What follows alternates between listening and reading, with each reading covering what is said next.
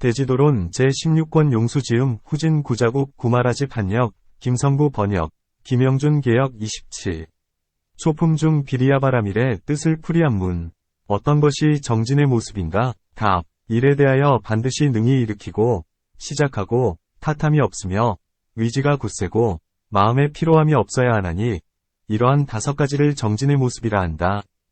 또한 부처님께서 말씀하셨듯이 정진의 모습이란 몸과 마음이 쉬지 않기 때문이다. 예컨대 부처님께서는 전생의 객주였는데 여러 상인들을 데리고 험난한 길을 지나게 되었다. 이때 나찰 귀신이 나타나서 손으로 막으면서 말하기를 너는 꼼짝 말라. 내 앞길을 막노라 하니 객주는 곧 오른손을 들어 그를 쳤다. 하지만 주먹이 붙어 당겨도 떨어지지 않았다. 다시 왼손으로 쳤으나 역시 떨어지지 않았다. 오른발로 찾으나 발까지 붙었고 다시 왼발로 찾으나 역시 마찬가지였고 머리로 받았으나 머리마저 붙어버렸다. 이에 귀신이 물었다. 네가 지금 이렇게 되었는데 다시 무엇을 하자는 것이냐? 마음이 쉬었느냐? 객주가 대답했다. 비록 5활개가 묶였으나 끝내 너 때문에 쉴 수는 없다. 반드시 정진의 힘으로써 너에게 반격을 하리니 결코 그만두지 않겠다. 이때 귀신은 기뻐하면서 이 사람의 담력이 대단하구나라고 생각하고는 곧 그에게 말했다. 내 정진의 힘이 커서 결코 그칠 것 같지 않으니 너를 보내주겠노라. 수행자도 그와 같아서 착한 법에 대하여 초저녁, 밤중, 새벽에 경을 읽고 좌선하여 모든 법의 실상을 구하고 모든 번뇌에 얽매이지 않고 몸과 마음을 게을리하지 않으면 이를 정진의 모습이라 한다. 이런 정진을 일컬어 마음에 속하는 법, 심수법으로 부지런히 행하여 머무르지 않는 모습이라 한다. 마음을 따라서 행하기도 하고 마음과 함께 생기기도 하나니 혹은 각과 관이 다 있기도 하고 혹은 각은 없으되 관만 있기도 하고 혹은 각도 관도 없기도 하다. 아비담에서 자세하게 설명하였다. 모든 착한 법에 대하여 게으르지 않고 부지런히 닦는 것을 정진의 모습이라 한다. 5근에서는 정진근이라 부른다. 근이 늘어나는 것을 정진력이라 하고 마음을 깨우치는 것을 정진각이라 하고 불도의 완성인 열반성에 이르는 것을 정정진이라 한다. 사념처에 부지런히 마음을 모으는 것이 정진분이다. 사정근에서는 정진문이고 사여의에서는 육정진이 곧 정진바라밀이며 육바라밀에서는 정진바라밀이다. 문. 그대는 먼저는 정진을 찬탄하더니 이제는 정진의 모습을 이야기한다. 이는 어느 정진을 말하는가? 답. 온갖 착한 법에 속하는 정진의 모습이다. 문. 지금은 마하바냐바라밀을 이야기하는 과정이니 응당 정진바라밀을 말해야 되거늘 어찌하여 온갖 착한 법 가운데의 정진을 말하는가? 답. 처음 발심한 보살이 모든 착한 법 가운데서 정진에 차츰차츰 정진바라밀을 얻기 때문이다. 문. 모든 착한 법 가운데 정진이 많으니 지금 정진바라밀을 말할 때 이미 온갖 착한 법의 정진에 들어간 것이다. 답. 불도를 구하기 인하여 정진함을 바라밀이라 한다. 그 밖에 모든 착한 법에 대한 정진은 그냥 정진이라 할지언정 바라밀이라 하지는 않는다. 문. 모든 착한 법에 대하여 부지런한 것은 어찌하여 정진바라밀이라 하지 않고 오직 보살의 정진만을 바라밀이라 하는가? 답. 바라밀이란 피안의 도달함을 말한다. 세상 사람과 선문, 벽지불은 모든 바라밀을 구족해 행할 수 없다. 그러므로 정진바라밀이라 하지 않는다. 또한 이 사람들은 대자대비가 없어 중생을 버리고 10역, 사무소회, 18불공법, 일체지 및 무해해탈, 무량신, 무량광, 무량음성, 무량지계, 선정, 지혜를 구하지 않는다. 이런 까닭에 이러한 사람들의 정진은 바라밀이라 하지 않는 것이다. 또한 보살은 정진하여 쉬거나 멈추지 않고 한결같은 마음으로 불도를 구하나니 이와 같이 행한다면 일컬어 정진바라밀이라 한다. 예컨대 호시보살은 여의주를 구해 큰 바닷물에 들 때 뼈와 힘줄이 끊어지더라도 끝내 쉬지 않고 마침내 여의주를 얻어 중생들에게 베풀고 그 몸의 괴로움도 제해 주었다. 보살도 그와 같아서 하기 어려운 일을 능히 하나니 이것이 보살의 정진바라밀이다. 또한 보살은 정진의 힘으로 으뜸을 삼아 5가지 바라밀을 행하나니 이런 때를 일컬어 보살의 정진바라밀이라 한다. 비유하건대 여러가지 약초가 화합하여 중병을 고치는 것과 같다. 보살의 정진도 그와 같아서 정진만을 행하고 5바라밀을 행하지 못한다면 이는 보살의 정진바람이리라 부르지 않는다. 보살의 정진은 재리나 부귀, 세력을 구하기 위함도 아니고 그 몸을 위함도 아니면 하늘에 태어나거나 전륜왕이 되거나 범왕, 제석천왕이 되기 위함도 아니다. 또한 스스로 열반을 구하기 위한 것도 아니니 오직 불도를 구하여 중생을 이롭게 하기 위한 것이다. 이와 같은 모습을 일컬어 보살의 정진바람이리라 한다. 또한 보살은 정진하되 온갖 착한 법을 닦고 대비를 으뜸 삼는다. 마치 인자한 아버지가 자식을 사랑하되 외아들이 중병에 걸리면 일심으로 약을 구해 치료해 주는 것과 같으니 보살이 정진을 닦되 자비로서 으뜸을 삼는 것도 그와 같아서 일체를 구하고 치료해 주되 잠시도 마음에서 버리지 않는다.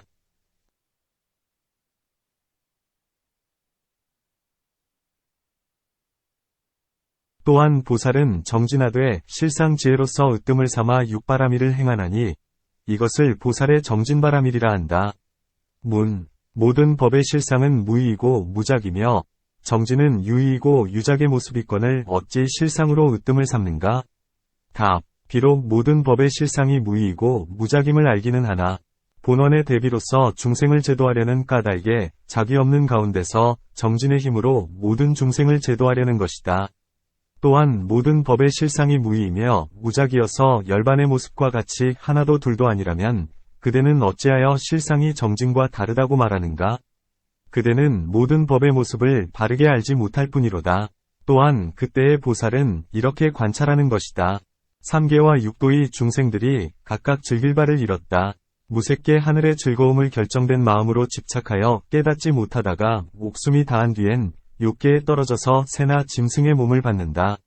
색계의 모든 하늘들도 그와 같아서 청정한 곳에서 떨어져서는 도리어 부정한 것 가운데서 음욕을 받으며 6계의 6하늘들은 오욕에 즐겨 집착하다가 도리어 지옥에 떨어져서 온갖 고통을 받는다.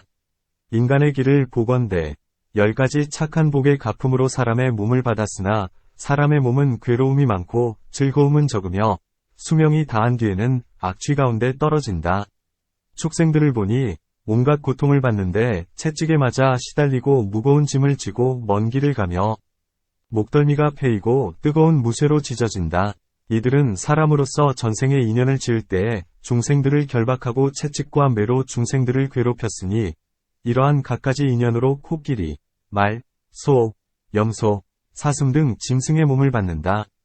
음욕의 욕정이 무겁고 무명이 유달리 많았던 이는 거위, 오리, 공작, 원앙, 비둘기, 닭, 갈매기, 앵무새, 백설조의 무리가 된다.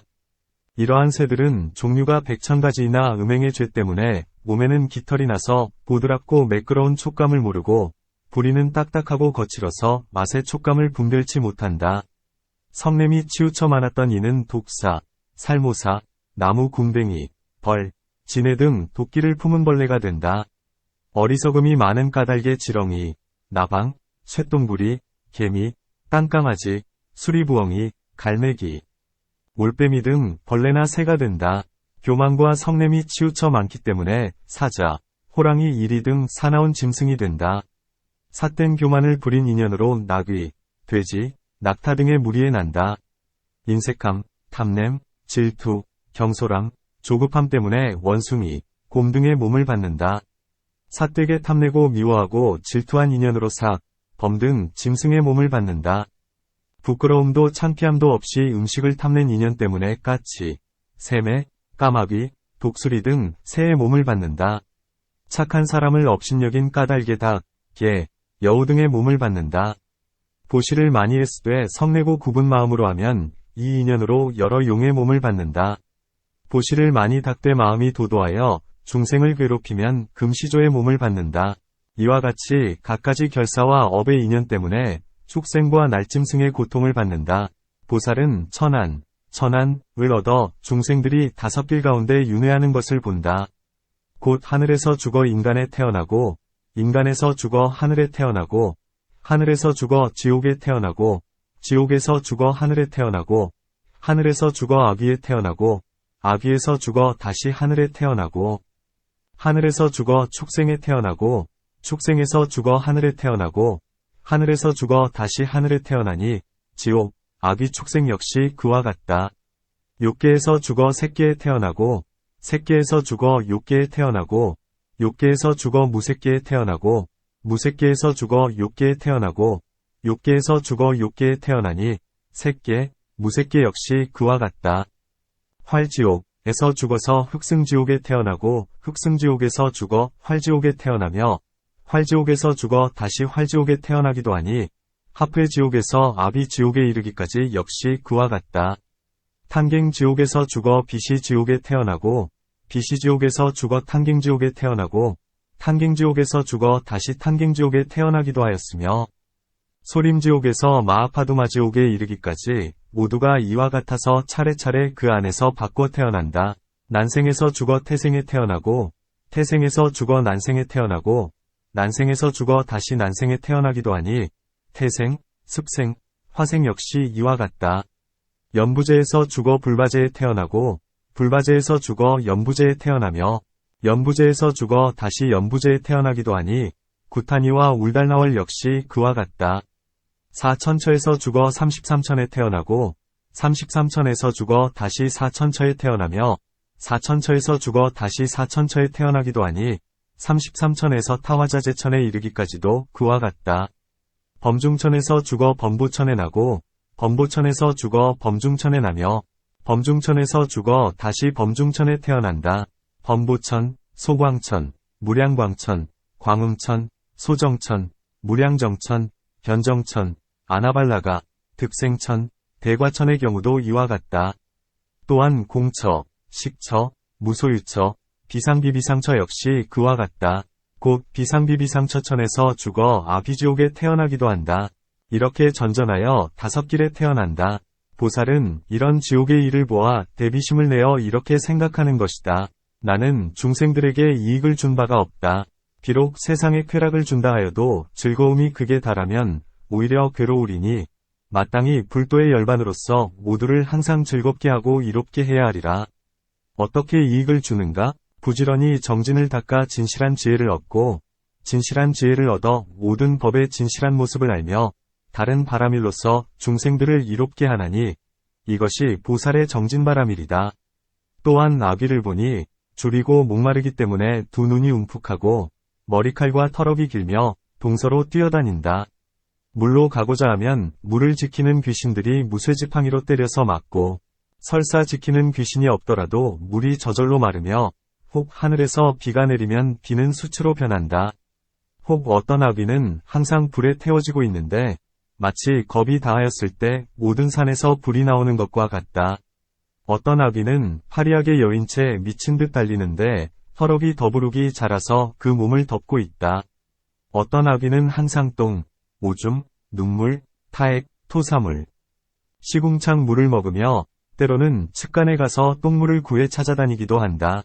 혹 어떤 아비는 임산부의 몸에 고인 피, 장혈, 만을 찾아 마시는데 형상은 마치 불에 탄 나무와 같고 목구멍은 바늘구멍 같아 그에게 핏물을 1000년 동안 준다고 해도 부족하다.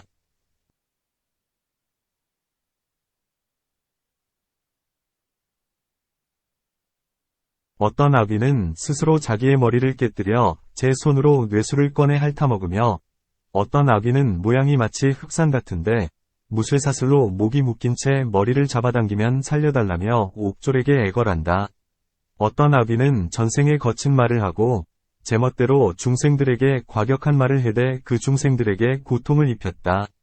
중생들은 그를 증오의 원수처럼 여겼으니 이런 죄 때문에 악귀의 세계에 떨어졌다. 이러한 갖가지 죄 때문에 악귀의 세계에 떨어져서 한량없는 고통을 받고 있었다. 활대지옥을 보면 그 고통과 해, 독, 감 한 가지이다. 활대지옥에서 죄를 받고 있는 이들은 각각 서로 다투되 악심으로 성을 내어 싸우며 손에는 날카로운 칼을 들어 서로 베고 창으로 서로 찌르고 무쇠집게로 서로 짚고 무쇠방망이로 서로 방망이질하고 무쇠지팡이로 서로 때리고 무쇠창으로 꿰뚫고 날카로운 칼로 서로 끊어서 회를 치고 무쇠손톱으로 서로 핥히어 찢는다. 각각 몸에서 흐른 피를 발라 서로 피범벅을 만드는데 극심한 고통과 독 기운에 괴로워하다가 감각이 아예 없어져 버리고 만다. 이렇게 정신을 잃고 있으면 수겁의 인연으로 찬바람이 불어오고 옥졸이 부르면 죄인들은 다시 살아난다. 이 때문에 활지옥이라 부르는데 죄인들은 즉시에 회복되어 다시 고통을 받는 것이다. 이곳의 중생들은 전생의 인연으로 소, 염소 등 금수의 생명을 죽이기를 좋아하였고, 밭, 일, 업, 집, 노비, 처자, 국토, 재산을 위하여 서로 죽이고 해쳤나니, 이러한 갖가지 살생의 업보 때문에 이런 극심한 고통을 받는다. 흑승대지옥을 보니 삿된 나찰과 옥졸과 일하는 귀신들이 항상 검고 뜨거운 무쇠줄로 죄인들을 묶어다니며 무쇠도끼로 죽이거나 베개하되 긴 이는 짧게, 짧은 이는 길게, 모난 이는 둥글게, 등근 이는 모나게 만든다. 사지를 차츰 끊어내기도 하고 귀와 코를 끊거나 손발을 자르기도 하며 큰 무쇠톱으로 가르고 쪼개어 그 살을 부수어 조각조각 내서는 저울로 무게를 잰다. 이들은 전생에 행한 인연 가운데 어질고 충성스러운 일을 중상에서 해하고 거짓말, 욕, 이간질, 옳지 못한 말로써 죄 없는 일을 함부로 죽였거나 혹은 잔악한 관리가 되어 혹독하게 백성들을 침해했나니 이러한 갖가지 삿된 말로 중상하고 해쳤으므로 이런 죄를 받는다. 합회대지옥을 보니 악한 나찰과 옥졸들이 갖가지 형상을 하고 있다.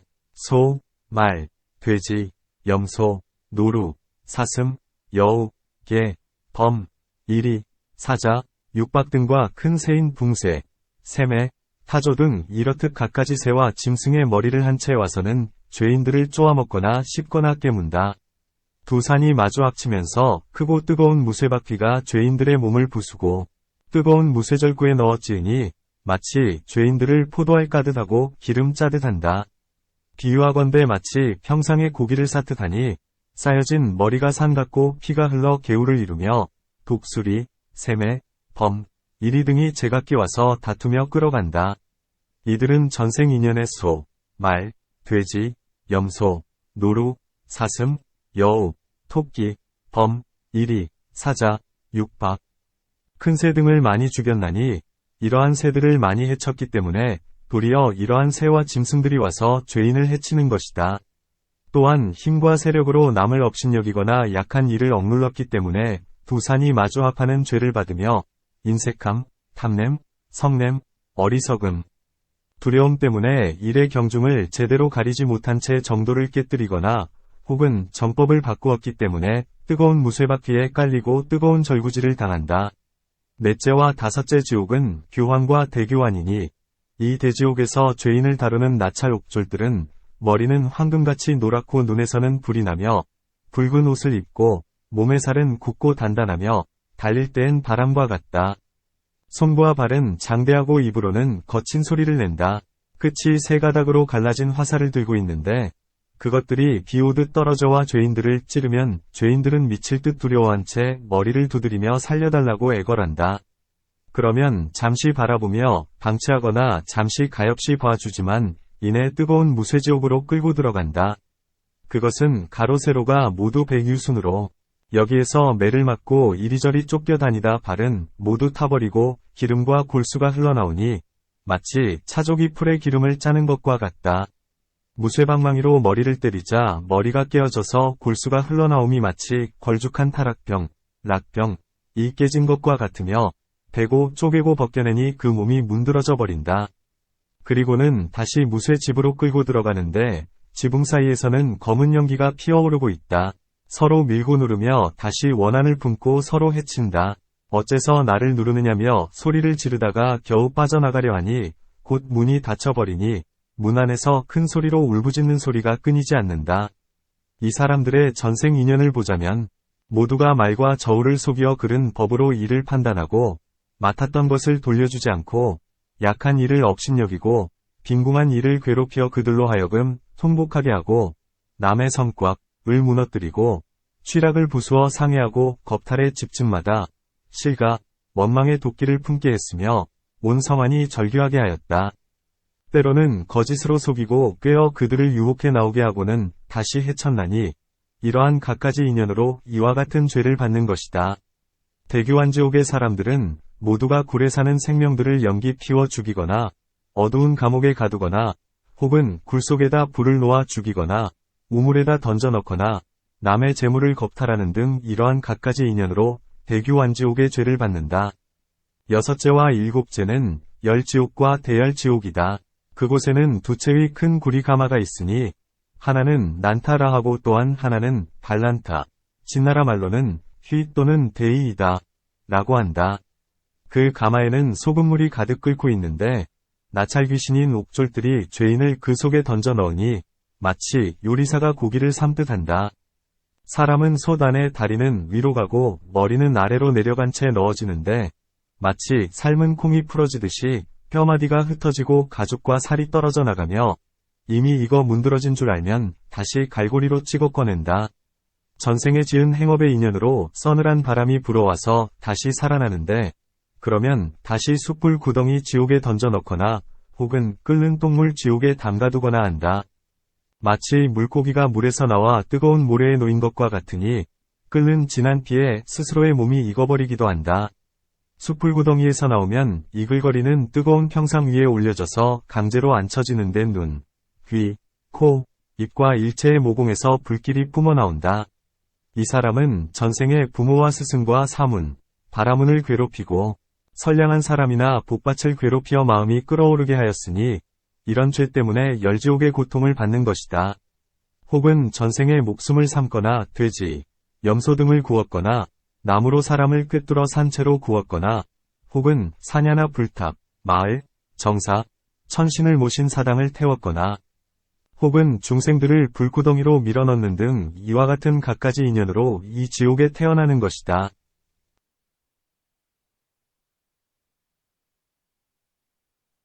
또한 아비지옥을 보니 가로와 세로가 4,000리오, 둘레에는 무쇠벽이 둘려 있어 7가지 지옥에서 여기가 가장 깊다. 옥졸 나찰들이 큰 무쇠방망이로 죄인들을 때리는데 마치 대장장이가 쇠를 때리는 것과 같다. 머리부터 발까지 가죽을 벗기고는 500개의 쇠못을 박아 늘리되 마치 쇠가죽을 늘리듯 하고 서로가 손을 끌어당기는데 지금이라도 끊어질 듯 하다.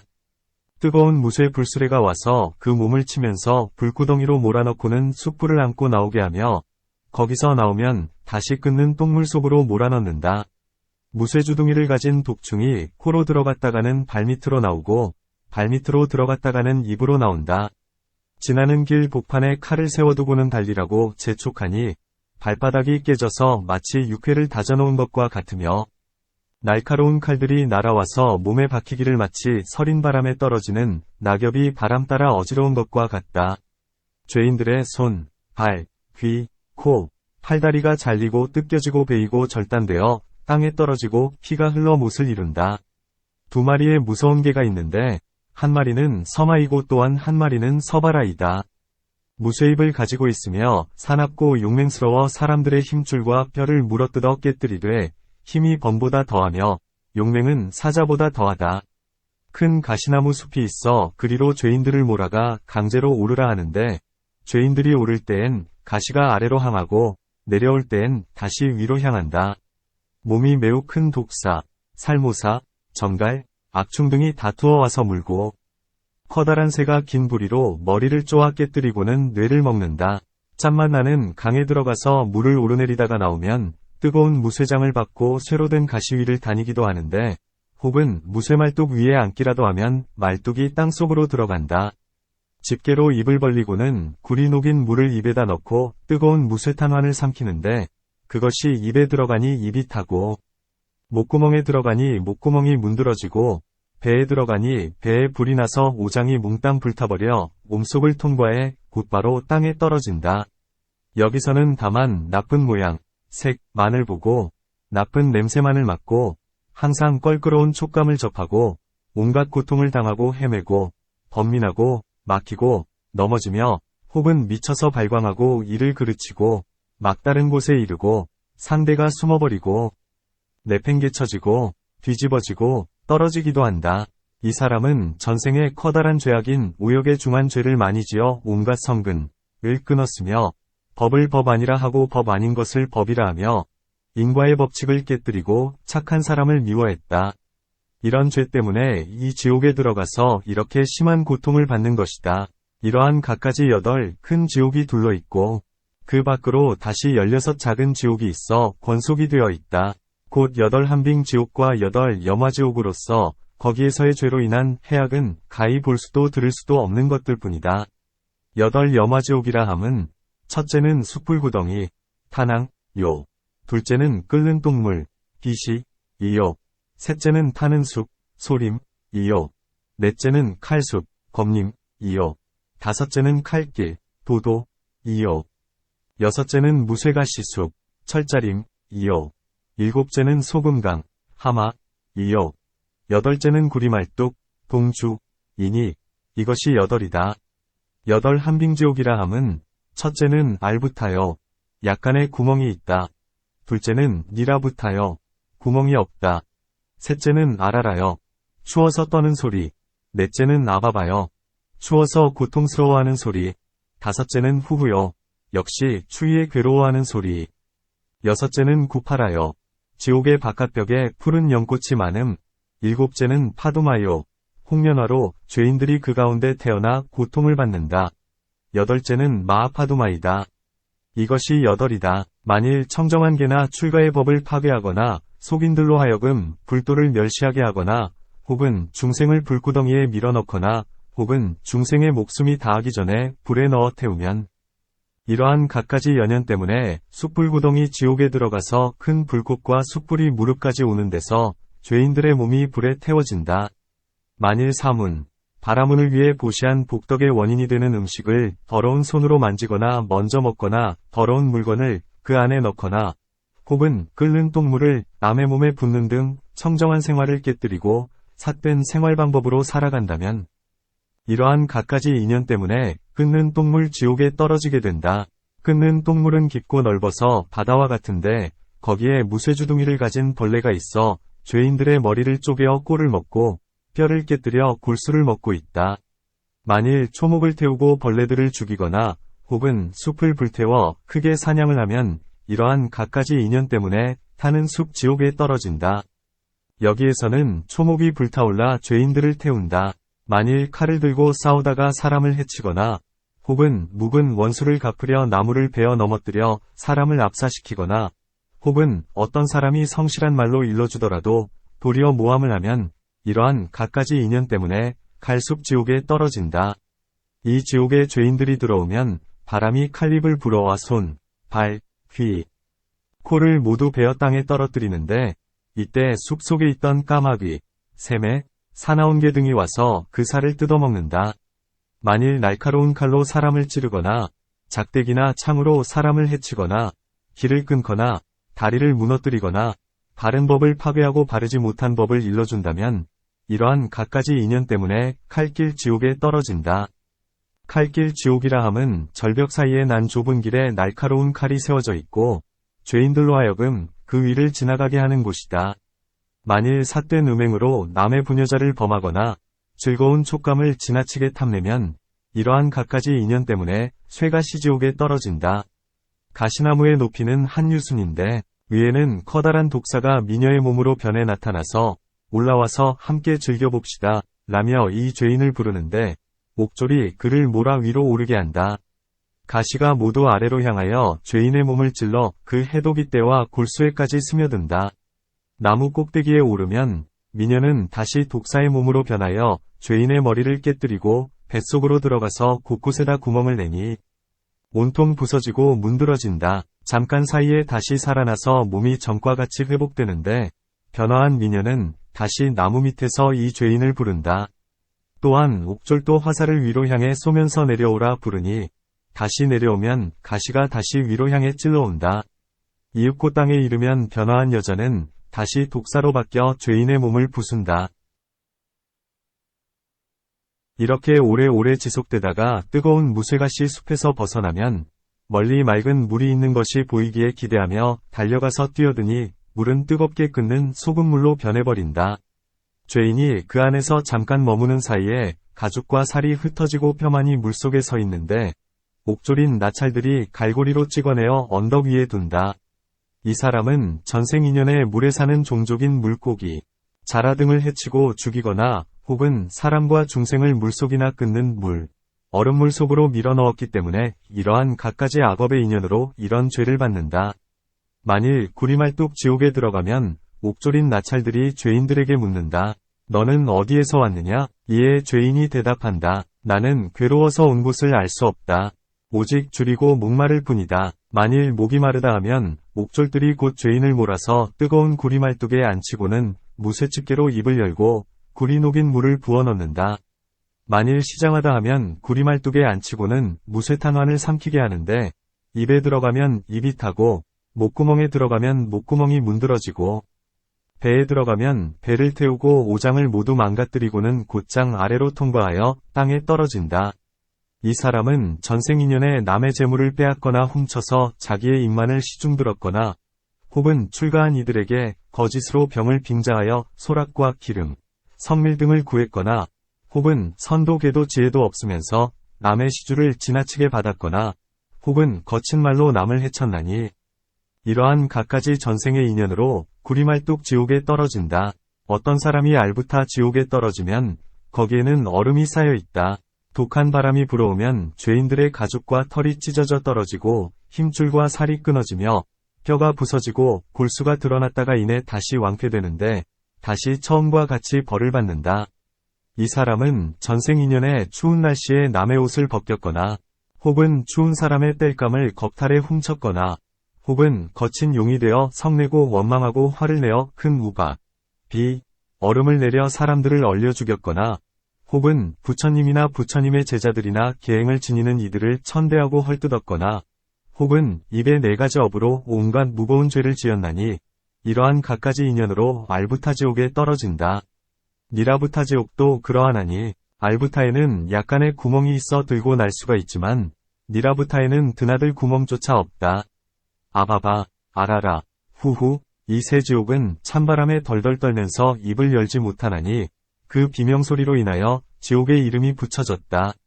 구파라지옥에는 얼어붙은 얼음이 널리 퍼진 것이 마치 푸른 연꽃 같고 파두마지옥은 형상이 이 세상의 붉은 연꽃 같다.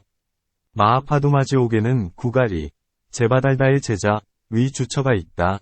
지혜 있는 사람이 이 말을 들으면 놀라서 말하기를 이 무명, 성냄, 애욕의 법 때문에 이런 고통을 받는다 하는데 나왔다가는 다시 들어가 끝도 한도 없다.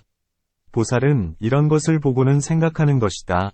이 괴로운 업의 인연은 모두가 무명과 모든 번뇌에서 생긴 것이니 나는 마땅히 정진하고 부지런히 육도를 닦아 모든 공덕을 모으며 모든 중생들의 오도의 고통을 끊어주리라. 그리고는 위대한 연민을 일으켜 더욱 정진한다. 마치 자신의 부모가 옥에 갇혀 갖은 고문과 매를 맞는 것을 보고는 근심 걱정이 만가지가 되어 방편으로 구제하고자 하되 잠시도 마음에서 놓지 않듯이 보살은 모든 중생이 5길의 고통을 받는 것을 보고 걱정하기를 아버지의 고충과 같이 여기는 것이다. 또한 보살의 정진은 세세에 부지런히 닦아 모든 재물과 보배를 구하여 중생들에게 베풀어주되 아끼거나 그만두려는 마음이 없고 스스로가 가지고 있는 재물을 모두 베풀어주는 마음 역시 게을리 하지 않는다. 또한 부지런히 계를 지키되 크건 작건 모두를 다 받아들이고 모두를 다 지니어 털끝만치도 헐거나 범하지 않으며 설사 어기어 잃는 일이 있더라도 곧 뉘우쳐서 애초부터 숨기는 일이 없다. 또한 인육을 부지런히 닦되 어떤 사람이 칼을 휘두르고 웅둥이로 때리며 헐뜯고 욕설하거나 혹은 공경하고 공양한다고 해도 모두를 능히 참아 받아들이지도 집착하지도 않으며 깊은 법에 대하여 그 마음이 빠지지도 않고 의심치도 않는다. 또한 한마음 전일하게 선정을 닦아 잘 머무르고 잘 지키며 오신통 및 사등심, 수승한 곳, 승처, 배사와 10가지 일체처를 얻어 모든 공덕을 갖추며 사념처와 모든 보살들이 부처님을 뵙는 삼매를 얻는다. 또한 보살은 부지런히 법을 구하되 몸과 마음을 게을리 하지 않고 힘을 다해 법사에게 공양하되 갖가지로 공경하고 공급하고 시중들어 처음부터 이름이 없으며 물러서지도 않고 생명을 아끼지도 않는다. 법을 위하는 까닭에 읽고 외우고 묻고 대답하되 초저녁과 밤중과 새벽에 깊이 생각하고 기억하고 헤아리고 분별하며 그 인연을 구하고 같음과 다름을 선택하여 실상을 알고자 한다. 모든 법의 차상, 이상, 총상, 별상, 일상, 유상, 무상, 여실상 및 여러 불보살의 한량없는 지혜를 알고자 하며 마음이 위축되거나 물러나지 않는다면 이것을 일컬어 보살의 정진이라 한다. 이러한 갖가지 인연이 능히 갖가지 착한 법을 내기도 하고 끝내기도 하나니 그러므로 정진바람일이라 한다. 바람일의 정의는 위에서 말한 바와 같다. 다시 말해 보살의 정진을 정진바람일이라 하고 다른 이의 정진은 바람일이라 하지 않는다. 무엇이 정진바람일의 성취인가? 답. 보살은 생신과 법성신에 능히 공덕을 갖추었나니 이것이 정진바람일의 성취이다. 성취란 뜻은 위에서 말한 바와 같다. 몸과 마음으로 정진하여 쉬지 않기 때문이다.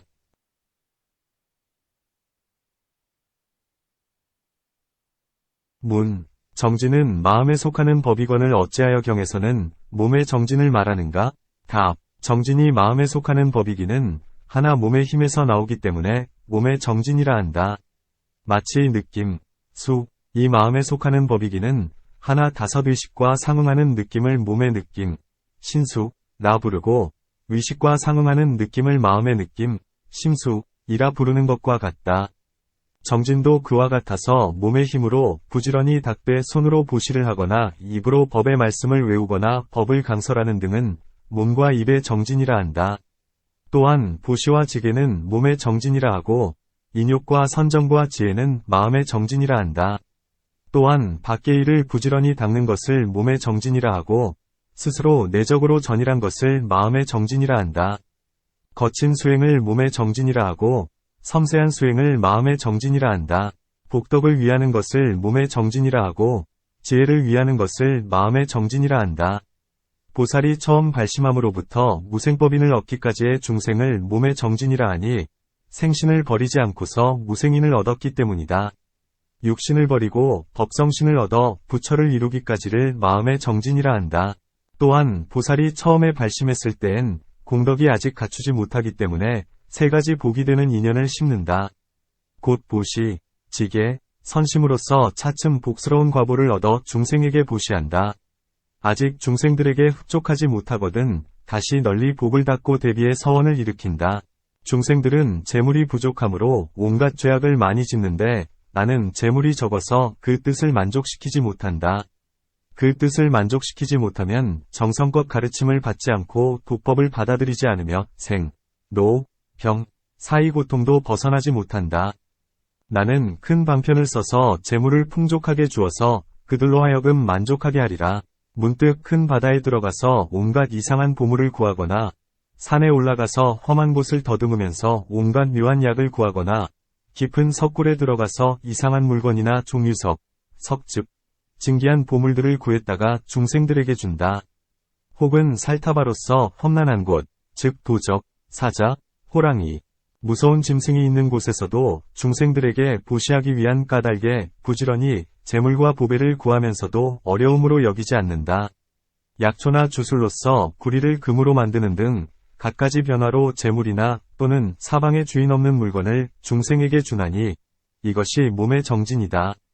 오신통을 얻어 능히 스스로가 변화시켜 온갖 맛난 음식을 만들거나 혹은 하늘에 올라가서 자연식을 구해온다면 이 같은 것을 일컬어 마음의 정진이라 한다. 재물, 보물을 모아서 보시했으면 몸의 정진이요. 이렇게 보시한 공덕으로 불도에 이르면 이는 마음의 정진이다. 생신의 보살이 육바라밀을 행하면 몸의 정진이요. 법성신의 보살이 육바라밀을 행하면 마음의 정진이다.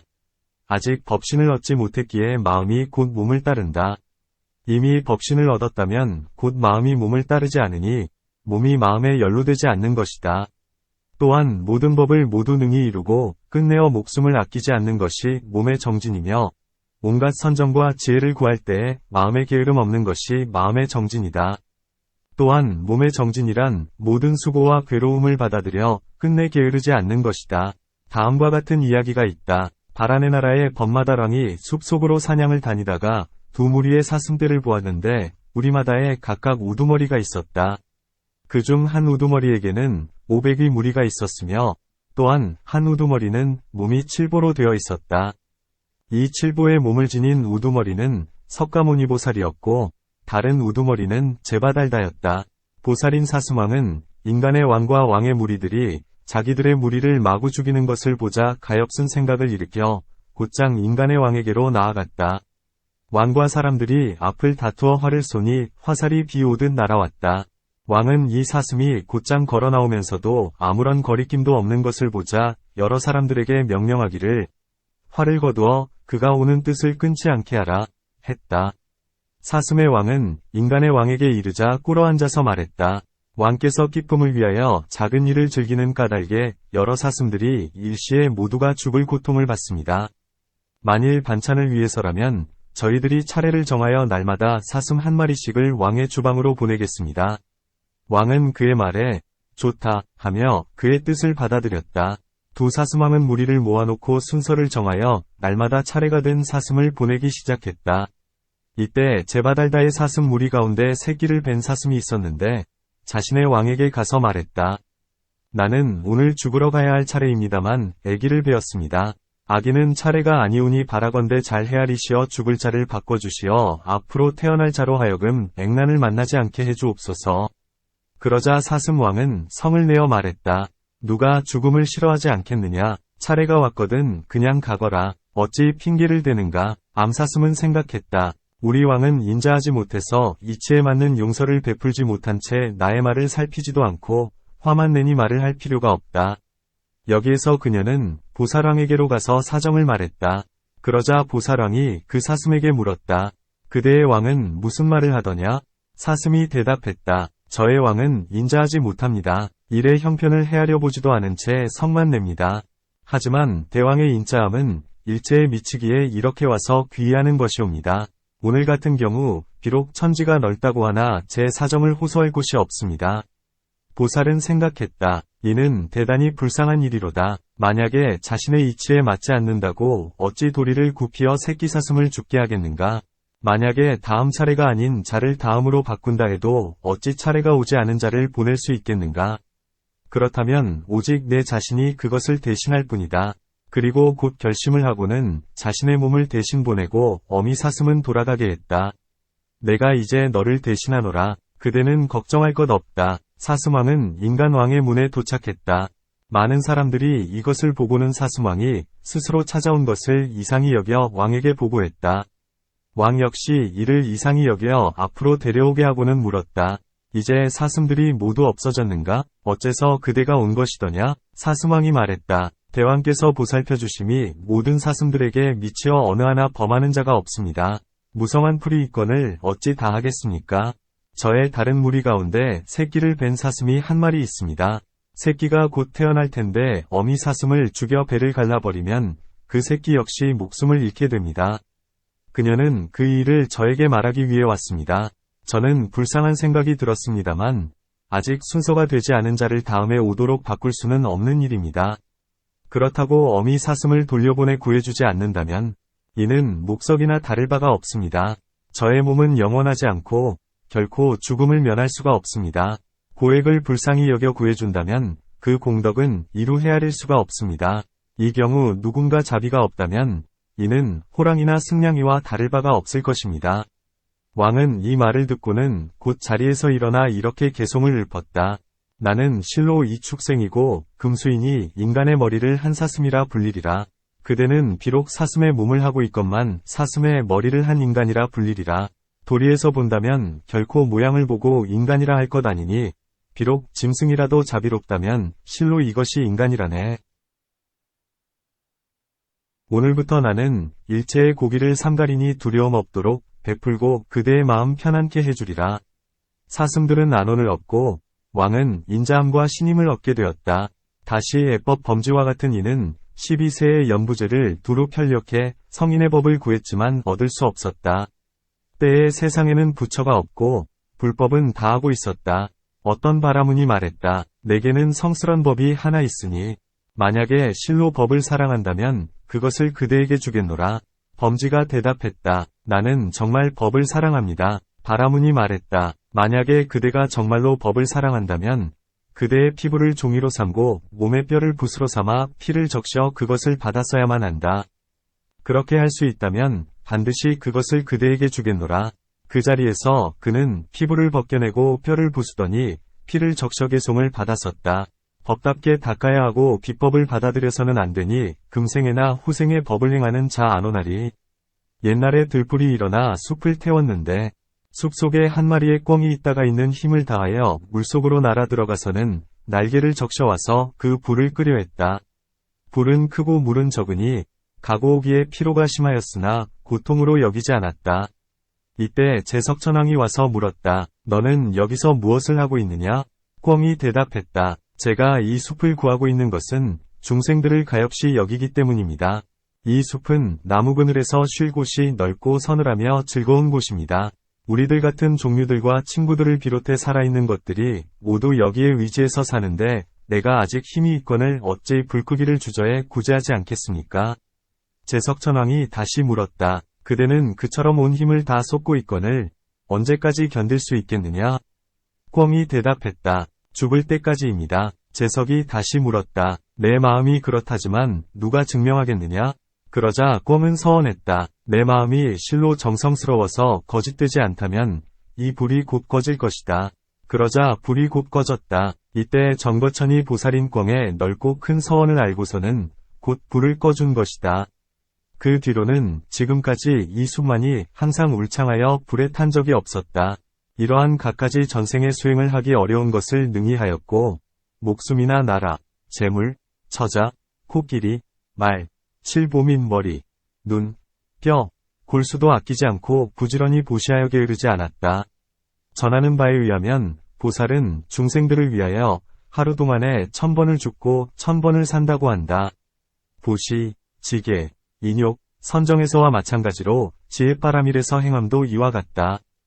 보살의 본생경에서 전하는 갖가지 인연의 모습이 몸의 정진이며 모든 착한 법을 즐기는 믿음으로 의욕을 내지 않고 게으르지도 않으며 위로는 모든 성현으로부터 아래로는 범부에게까지 법을 구하기에 싫어함과 만족함이 없어 마치 바다가 강을 삼키듯 하면 이는 보살의 마음의 정진이다. 마음의 싫어함과 만족함이 없다는 말은 옳지 못하다. 왜냐하면 만일 구하는 일이 끝나거나 원하는 일이 이루어졌다면 응당 만족히 여겨야 하기 때문이다. 이치로서 구하거나 이룰 수 없다면 마땅히 그만두어야 한다. 그런데 어찌 항상 싫어함과 만족함이 없다 하는가? 마치 어떤 사람이 우물을 파서 샘을 구하는데 공들인 것은 매우 많건만 물의 조짐은 전혀 보이지 않거든 응당 그쳐야 하는 것과 같으며 또한 길을 가는데 목적지에 이미 이르러서는 다시 더 가지 않는 것과 같다. 그런데 어찌하여 항상 싫어함과 만족함이 없다 하는가? 답. 보살의 정진은 세상의 비유로서 견줄 수 없다. 마치 우물을 파는데 힘이 적으면 물을 얻지 못할지언정 물이 없는 것은 아닌 것과 같다. 만일 여기에 물이 없으면 다른 곳에는 반드시 물이 있을 것이다. 마치 가야 할 곳이 있는 것과 같이 반드시 부처의 지위에 이르기를 구해야 하나니 부처를 구하는 마음에 만족함이 없고 사람을 가르치기에 게으름이 없기 때문에 싫어함이 없다고 한다. 또한 보살의 정진은 서원이 크고 넓어서 모든 중생을 다 제도하고자 하나 중생이 다함이 없으므로 정진도 다함이 없는 것이다. 그대가 말하기를 일이 끝나면 응당 그쳐야 된다. 고하나 이는 옳지 못하다. 비록 부처의 지위에 이르렀으나 중생이 다하지 않으므로 쉴 수가 없다. 비유하건대 불이씨가 없어지지 않으면 끝내 식지 않듯이 보살의 정진도 그와 같아서 멸도에 들기 전에는 끝내 쉴 수가 없는 것이다. 그러므로 18불공법에서도 욕망과 정진, 두 가지는 항상 닦는다 했다. 또한 보살은 법에는 머무르지 않고 반야바라밀에 머물러서 정진을 그만두지 않나니 이것은 보살의 정진이요 부처님의 정진은 아니다. 또한 보살이 아직 보살의 도를 얻기 전에는 생사의 몸인데 좋은 일로서 중생에게 보시하였을 때 중생이 도리어 착하지 못한 일을 가하기도 하고 혹 어떤 중생은 보살이 칭찬하여도 도리어 욕을 하기도 하며 보살이 공경하여도 도리어 업신여기기도 한다. 보살이 어여삐 생각하여도 도리어 허물을 찾아내고 중상하려 하니 이런 중생들은 아무런 세력도 없이 보살을 괴롭히려 할 뿐이다. 보살은 이런 중생들에 대하여 서원을 일으키되 내가 불도를 얻으려는 것은 이 사뜩이 그지없는 악한 무리를 제도하기 위함이다. 라며 이 악한 중생들에 대해 그 마음을 게을리하지 않으며 크게 불쌍히 여기는 마음을 일으킨다. 마치 인자한 어머니가 아들이 병들면 걱정과 근심을 버리지 않듯이 하나니 이러한 모습이 보살의 정진이다. 또한 보시바라밀을 행할 때에 시방에서 거지들이 와서 구걸을 하는데 구하지 말아야 할 것을 모두 구하거나 또는 아끼고 소중히 여겨버릴 수 없는 물건까지를 구하면서 말하기를 나에게 두 눈을 주시오. 혹은 나에게 머리, 뇌, 골수, 사랑하는 처자와 귀중한 보물을 주시오. 하며 이처럼 버리기 어려운 것을 구걸하는 자가 억지로 찾더라도 그 마음이 조금도 요동하지 않고 인색함과 성내는 마음도 일으키지 않으며 의욕하는 마음도 내지 않고 전일한 마음으로 불도를 위하는 까닭에 보시를 한다. 마치 수미사는 사방의 바람에 흔들리지 않는 것 같다. 이러한 갖가지 모습을 정진바람일이라 한다. 또한 보살이 부지런히 5바람일을 행하면 그것을 정진바람일이라 한다.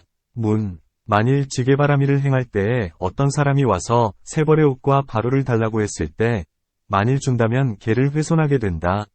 왜냐하면 부처님께서 허락하지 않으셨기 때문이다.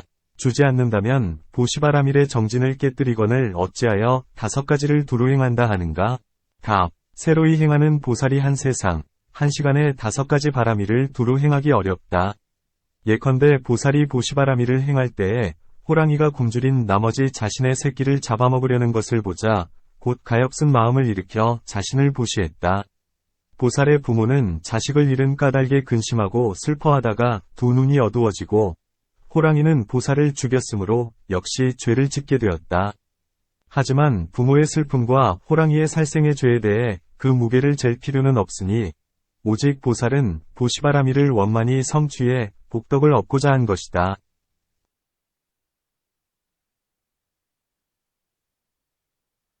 또한 어떤 비구들이 계행을 행하는데 일의 경중을 조차 법을 범하면 배척한다. 배척받은 비구는 몹시 근심하고 괴로워하나니 다만 계행을 지니게 하려 할 뿐 그의 괴로움을 연민하지는 않는다. 때로는 세속의 반야를 행하기 위하여 자비의 마음을 쉬는 경우가 있다. 예컨대 석가모니 보살이 전생에 큰 나라의 태자로 태어나셨는데 부왕에게 범지 스승이 있었다. 그는 오곡을 먹지 않으므로 많은 사람들은 공경이 믿어 기특하다 여겼다. 태자는 생각했다. 사람은 사대로 된 몸을 가지고 있으니 반드시 오곡을 위지하여야 하거늘 이 사람은 먹지 않는다 하니 반드시 사람들의 마음을 흘리려는 것이요 참 법이 아닐 것이다. 그의 부모가 태자에게 말했다. 이 사람은 정진하여 오곡을 먹지 않으니 이 세상에 드문 일이다.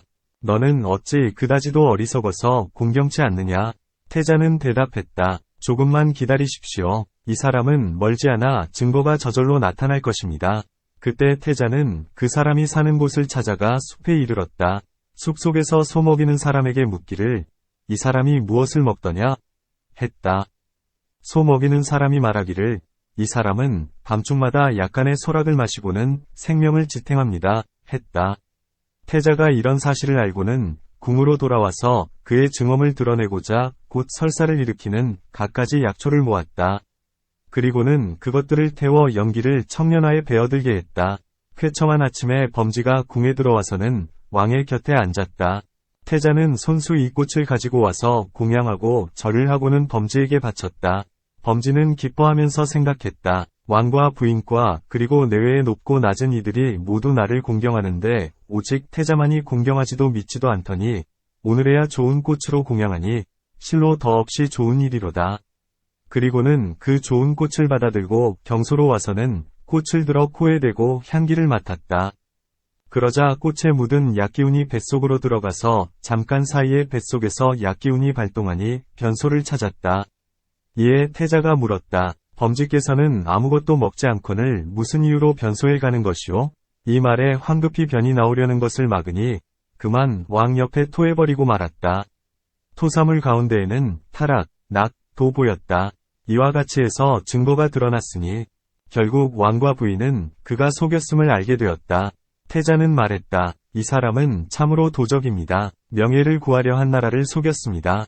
이처럼 세속의 반야를 행하면서 오직 지혜가 원만해지기를 바라니 불쌍히 여기는 마음으로 남의 미워함을 두려워하지 않는 것이다. 혹은 때로 보살은 출세간의 지혜를 행해 계를 지니거나 보시를 함에 있어서 마음이 오염되어 집착되지 않는다.